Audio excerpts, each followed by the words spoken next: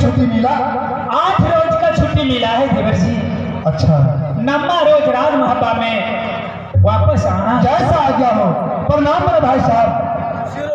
प्रणाम मामा श्री। मामा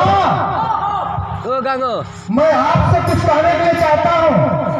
की बात है तो? मैं तो जानता हूँ कि राज महबा की जन्म की पैड़ी आप है, इसलिए ये न हो कि रुदल की ससुराल जाने पे कोई राज का खबर कर जन्म देना नहीं ना। जब तक मैंने मोरन दर्शाऊंगा आप खड़े ड्यूटी। ठीक है बड़े भाई साहब। भाभी सोना कुछ रहे होगी ना? हाँ हाँ, आपको क्या विचार हुआ? ठीक है रुदल सिंह, तुम चले जाओ।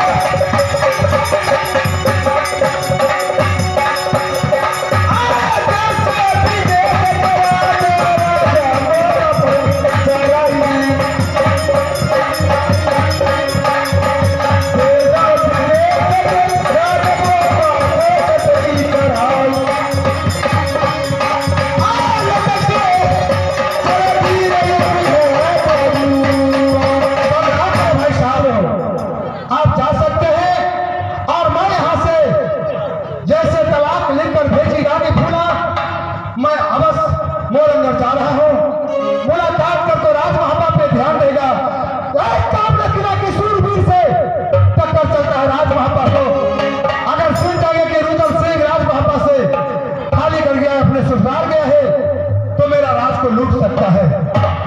आरे सच गई घोड़ा जब रुदल को